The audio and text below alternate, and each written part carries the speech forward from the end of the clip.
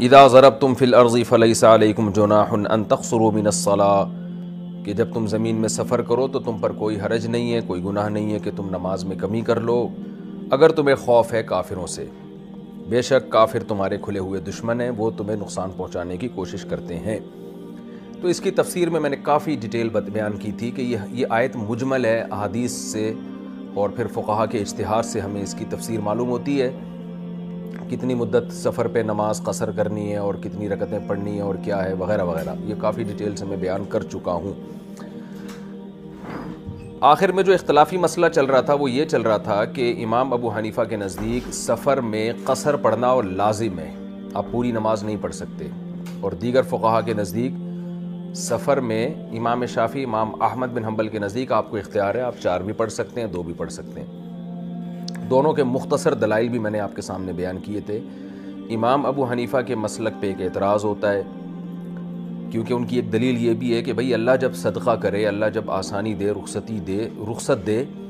تو اس کو ٹھکرانا یہ ایک قسم کا تکبر ہے۔ جب اللہ نے کہہ دیا صدقۃ تصدق اللہ بہا علیکم، حدیث میں آتا ہے کہ یہ صدقہ ہے اللہ کی طرف سے، فاقبلوا صدقتہ، اللہ کے صدقے کو قبول کرو، تو اور صدقہ بمعنی اسقاط ہے، یعنی کچھ الگ سے دیا نہیں جا رہا بلکہ پہلے سے ایک چیز ثابت ہے، اس کو ساقط کیا جا رہا ہے، تو اس میں آپ قبول، یعنی آپ قبول نہ بھی کریں تو وہ ساقط ہو جائے گا، تو آپ کو اختیار نہیں ہے کہ آپ 4 پڑھیں یا 2 پڑھیں۔ اس پر ہوتا تھا کہ بھی رمضان کے روزے میں بھی ایسا ہونا چاہیے کہ رمضان کے روزوں میں اللہ نے روزہ چھوڑنے کی اجازت دی ہے، جبکہ وہاں تمام فقہا کا اتفاق ہے کہ روزے میں آپ، یعنی رمضان میں آپ چاہیں تو روزہ رکھ بھی سکتے ہیں اور چاہیں تو روزہ آپ چھوڑ بھی سکتے ہیں۔ تو وجہ اس کی یعنی اس میں یہ نہیں ہے کہ روزہ چھوڑنا ہی ہے آپ نے، بلکہ رکھنے کا بھی اختیار ہے۔ وجہ اس کی یہ ہے کہ رمضان میں جو اللہ نے ہمیں روزہ چھوڑنے کی آسانی دی ہے، تو اس میں آسانی جبھی ہوگی جب ہمیں اختیار دیا جائے کہ ہم چاہیں پڑھیں چاہیں چھوڑیں۔ وجہ اس کی ہے کہ بعض دفعہ رمضان میں سفر کے دوران روزہ چھوڑنے میں، روزہ رکھنا آسان ہوتا ہے، چھوڑنا مشکل ہوتا ہے۔ سفر اتنا آرام دہ ہوتا ہے بعض دفعہ کہ اگر آپ اس میں رمضان کا روزہ چھوڑیں گے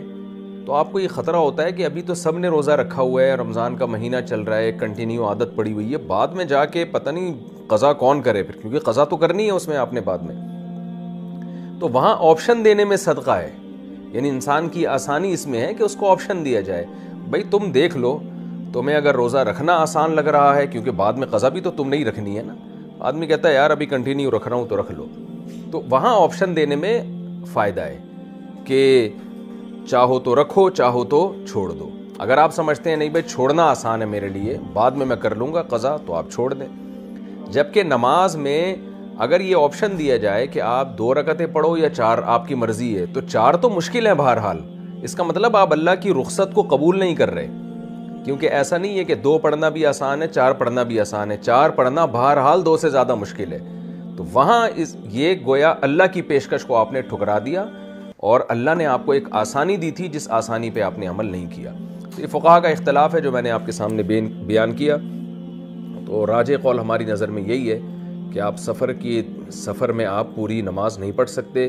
اگر غلطی سے آپ نے ایک اور رکعت پڑھ لی تو سجدہ سہو واجب ہوگا، جان کر پڑھی تو نماز آپ کو دوبارہ لوٹانی پڑے گی، یہ مسئلہ بھی اس میں آ گیا۔